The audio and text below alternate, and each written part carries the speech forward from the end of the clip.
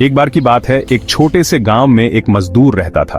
वो रोज मिट्टी खोद कर निकालता, अपने गधे पर लाता और उसे बेच दिया करता था।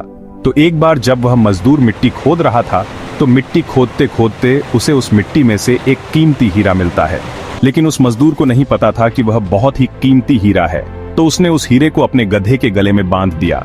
एक दिन जब वह गांव से अपने गधे को लेकर जा रहा था तो एक सेठ जी थे उसी गांव के, जो उसी गांव में एक छोटी सी किराने की दुकान चलाते थे।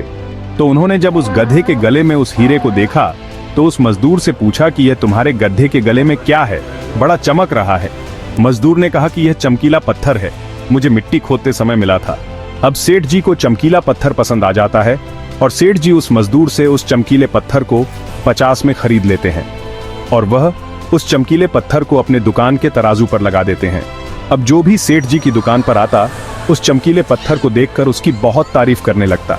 तो एक बार एक जौहरी सेठ जी के दुकान पर आता है और जब वह उस कीमती हीरे को सेठ जी के तराजू पर लटका हुआ देखता है तो वह जौहरी समझ जाता है कि यह कीमती हीरा है। वह सेठ जी से पूछता है कि यह क्या है और इसे आपने तराजू पर क्यों लटकाया हुआ है।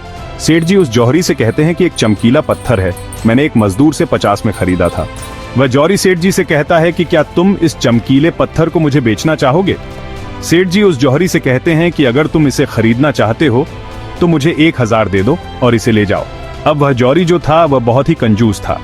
उसने सेठ जी से कहा कि मैं इस चमकीले पत्थर के तुम्हें 800 दे सकता हूँ, चाहिए तो बोलो, नहीं तो मैं जा रहा हूँ। सेठ जी अपने 1000 रुपयों पर ही अड़े रहे और वह जौहरी यह सोचकर वहां से चला गया कि आज सेठ जी नहीं मान रहे हैं, कल आऊंगा और सेठ जी को 1000 रुपये देकर वह हीरा लेकर चला जाऊंगा।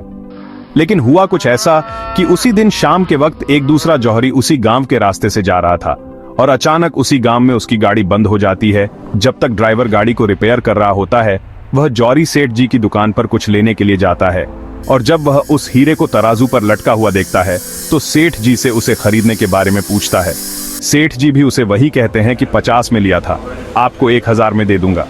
वह जौहरी बहुत होशियार था, उसने 1 सेकंड भी वेस्ट नहीं किया और तुरंत सेठ जी को 1000 देकर वह हीरा लेकर वहां से चला गया। अब जब दूसरे दिन पहला जौहरी सेठ जी की दुकान पर आया और जब उसकी नजर तराजू पर पड़ी तो उसे वह हीरा वहां नहीं दिखा। उसने सेठ जी से पूछा कि वह चमकीला पत्थर कहां गया। सेठ जी ने कहा कि वह कल तुम्हारे जाने के बाद एक दूसरे साहब आए, उन्हें वह पसंद आ गया और उन्होंने 1000 रुपये देकर मुझसे वह खरीद लिया। अब यह सुनने के बाद उस जौहरी को बहुत पछतावा हुआ और उसे गुस्सा भी आया। तो उसने गुस्से में सेठ जी से कहा कि तुम कितने बड़े बेवकूफ हो, वह कोई चमकीला पत्थर नहीं था बल्कि वह बेशकीमती हीरा था और तुमने उसे 1000 में ही दे दिया। अब यह सुनने के बाद सेठ जी ने उस जौहरी से कहा कि साहब, ऐसा है कि मुझे तो पता नहीं था कि वह बेशकीमती हीरा है और आपको यह पता होने के बावजूद भी आप कल मुझसे 200 रुपये के लिए झकझक कर रहे थे।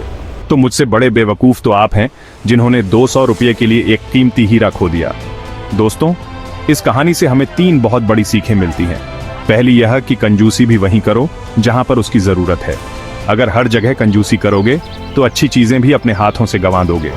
और दूसरी सीख इस कहानी से हमें यह मिलती है कि हाथ में आया हुआ मौका, अपॉर्चुनिटी हमें कभी भी गंवानी नहीं चाहिए। अक्सर करके हम अपने आप को ब्रिलियंट समझकर कई सारे मौके हाथ से गंवा देते हैं। और तीसरी सीख हमें इस कहानी से यह मिलती है कि कभी भी काम को कल पर मत टालो।